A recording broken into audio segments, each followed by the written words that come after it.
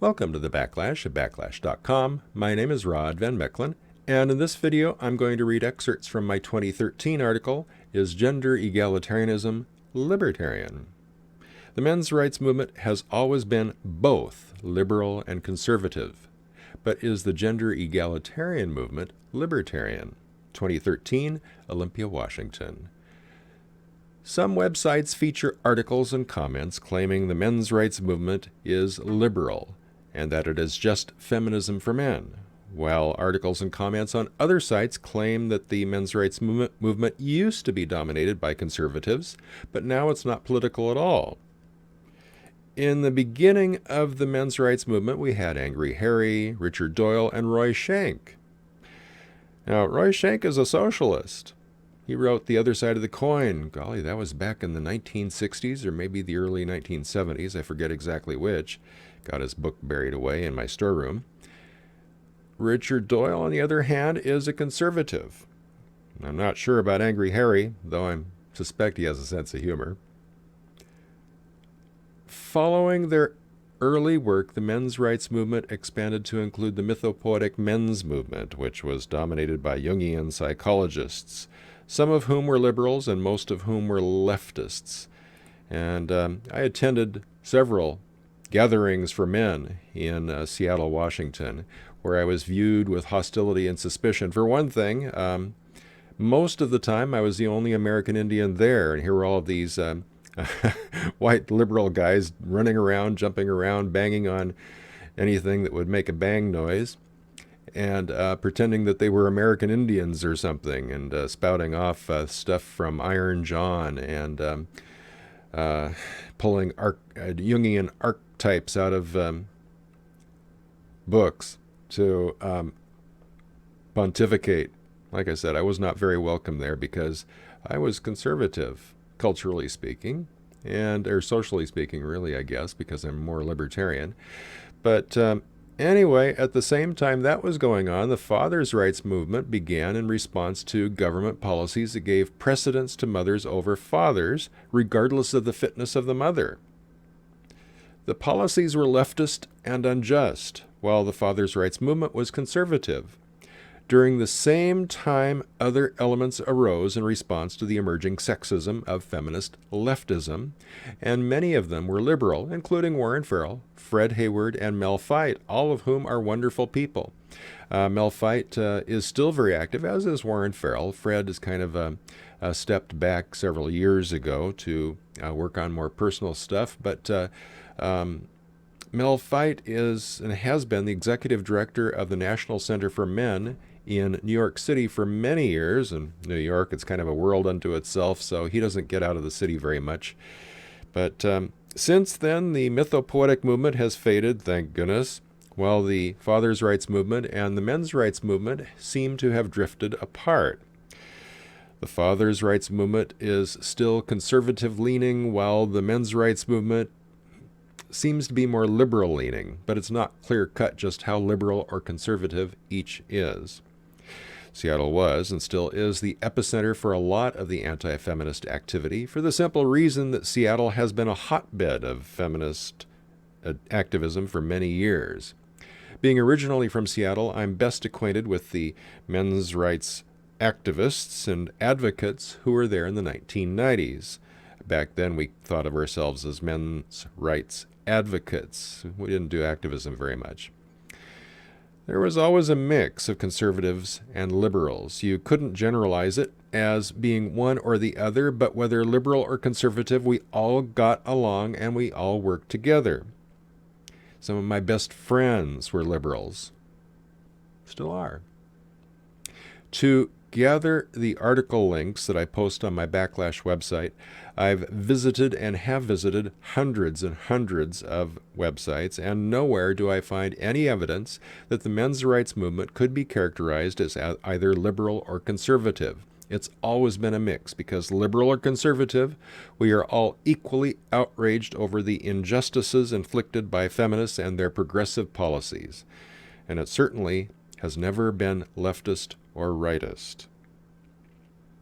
Leftist, rightist, it's all about partisan politics that has little to do with conservatism conservatism and liberalism. Progressives on the left and the right throw mud at one another, but they're two sides of the same coin. The same could be said about conservatives and liberals, really. Conservative policies best serve the majority, the statistically normal people, while liberal policies best serve the minority, statistical outliers who don't easily fit the norm. Conservatism serves our need for traditions and permanence, order and propriety, but conservatism in its purest form supports aristocratic institutions with their rigid hierarchies and totalitarian rule. Liberalism began by breaking with that aristocratic past to found societies like America based on individual freedom, political liberty, and personal property. If the elements of conservatism kept a society anchored, the elements of liberalism allowed for the outliers to push the boundaries, break the limits, and stir the pot. Liberalism may be inherently starry-eyed, but so is every new venture, every new company, new invention, new expedition, and new colony until it's established and successful. Conservatism may be stuck in the mud, but everybody needs a place to call home where they can return at the end of the day or at the end of some long ordeal to regain their sense of order and security. The brilliance of the past 2 centuries in America was created by the system of dynamic tension that maintained a balance between the conservative and liberal elements in society.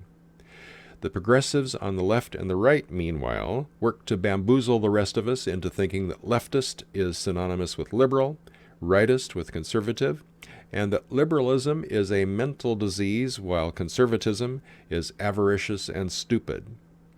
It's a strategy to divide and conquer us, and so far it's working because the progressives now dominate both major political parties in the U.S., and most people don't know that.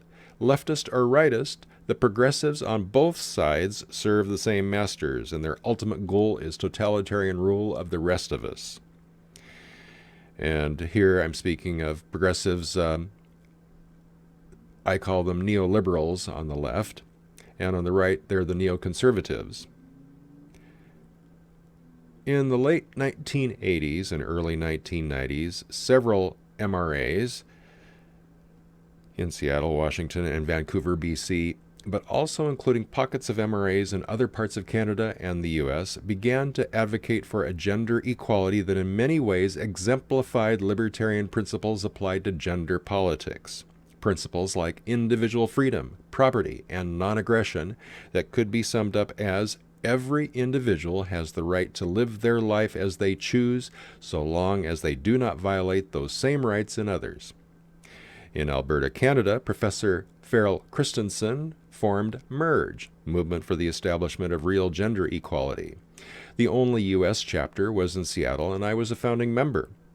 But the entire organization is now defunct. Androgyny was not our goal. We never envisioned making men of women or women of men. The idea was that everybody should have the freedom to choose. If a woman could meet the same requirements as a man to serve in the infantry, then she should be allowed to serve. If she could do the job, let her compete with everybody else. There should be no legal or social barriers restricting her based on her sex. Same for men. This was the beginning of the gender egalitarian movement, and in most respects it was libertarian, in that it exemplified the libertarian principles. And it began in 1987. 2015, Olympia, Washington. Now, I want to grumble about a pet peeve of mine regarding the words egalitarian and equalitarian. Modern English dictionaries generally state that the two are synonymous, but this is part of a general trend in progressive education to dumb down the language into a kind of Orwellian newspeak. And by the way, when I say progressive, I'm not referring to the political progressives.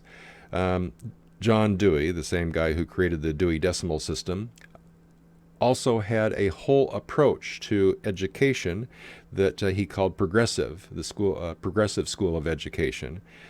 This now dominates public education, at least in the United States, and it's an abject failure by almost any metric except for the fact that it dominates. And this is why we have such a crappy education system. But back to the words egalitarian and equalitarian. Before the language was dumbed down, at least with respect to these two words, the distinctions were significant, as egalitarian focused on equality of results, while equalitarian focused on equality of rights. So egalitarian would be more in keeping with affirmative action, while equalitarian would be more in keeping with equal opportunity. As an American Indian who was subject to white racism as a child and then worked to pay my own way through college where, due to my white skin and generally Caucasian features, I was subjected to anti-white racism, I find affirmative action appalling, and I side with Bern Chapin at Chapin's Inferno, a wandering cauldron of politically incorrect commentary, who says we should abolish it. He's right. Affirmative action has always been racist and sexist. That's all for now. Check out the other videos, subscribe to the channel. For the Backlash at backlash.com, my name is Rod Van Mechelen.